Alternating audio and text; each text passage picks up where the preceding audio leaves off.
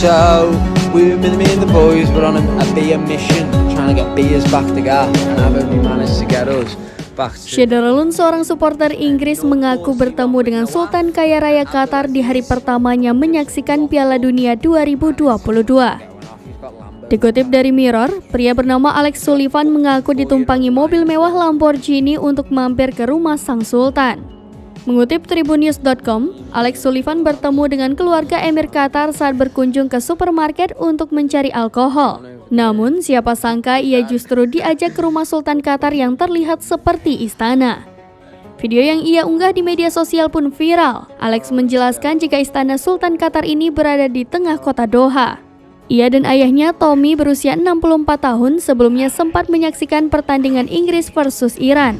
Awalnya, Alex curiga karena mendapat tumpangan secara cuma-cuma ketika ia dan ayahnya bertemu mereka.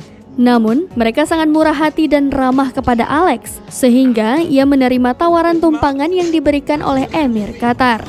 Emir mengajak Alex dan ayahnya berkendara dengan Lamborghini, kemudian mereka bermain dengan anak singa, dan tentu saja momen tersebut direkam oleh Alex.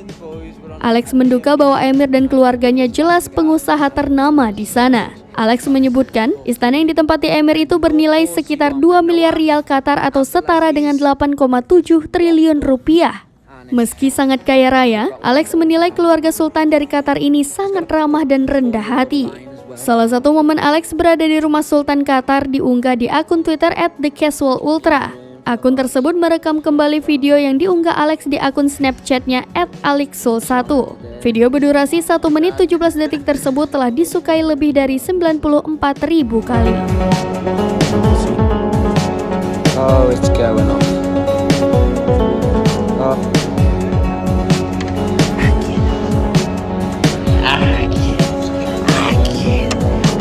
I get.